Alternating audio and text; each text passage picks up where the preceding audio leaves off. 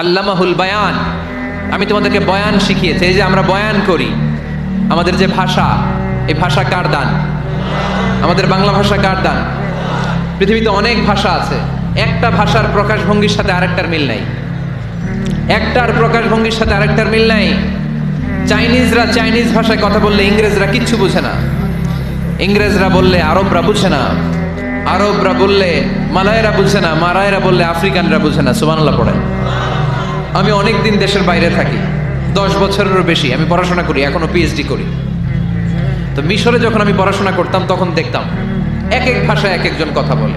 আমরা বাঙালিরা যদি কোনো কথা বলে হাসাহাসি করি, হেসে হেসে আমরা কুটি কুটি হয়ে যাচ্ছি, মরে যাচ্ছি, কিন্তু ওরা হাসে না, বিদেশিরা, ওরা বুঝে নাই তো।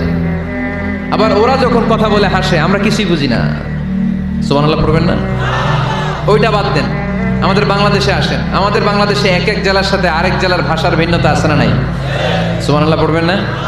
ঢাকার ভাষার সাথে ফরিদপুরের ভাষার অমিল, সিলেটের অনেক অমিল, চট্টগ্রামের অমিল আছে না নাই? সবচেয়ে বেশি অমিল সিলেটে আর চট্টগ্রামে, ঠিক কি না? ওনাদের ভাষাগুলো এমন, শুনলে বোঝার উপায় নেই যেটা বাংলা ভাষা না অন্য ভাষা, কিন্তু প্রত্যেক আঞ্চলিকতায় একটা মাধুর্যতা আছে না নাই? আল্লাহ পাক এই কোরআনের মধ্যেও আঞ্চলিকতার দাম দিলেন।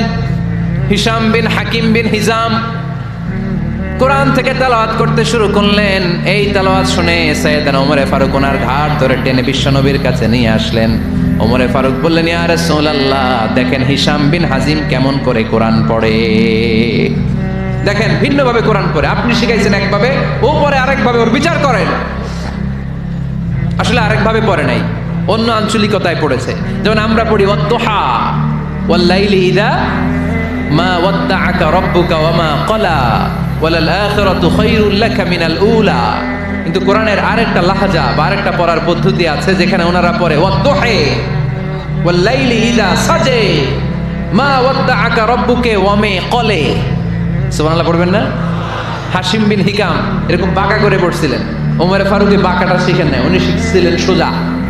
ওমরে ফারুক আবার সোজা সাপটা পছন্দ করতেন। সুবহানাল্লাহ পড়েন। বিষ্ণুনবী বললেন, হিশাম বিন হিজামকে তুমি ছাড়ো।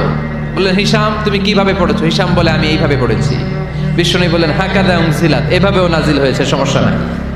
ওমর তুমি কিভাবে পড়েছো? ওমর বললেন, আমি তো এইভাবে শিখেছি। বিষ্ণুনবী বললেন, এভাবেও নাজিল হয়েছে, সমস্যা নাই। উনজিলাল কুরআনু আলা সাবআতি আহরুফ ফাকরাউ মা তায়াসসারা মিনহু। আরবি ভাষা একটা, কিন্তু এর মধ্যে আঞ্চলিকতা আছে 7টা। এই 7টা আঞ্চলিকতা দিয়ে কোরআন নাজিল করেছে কে?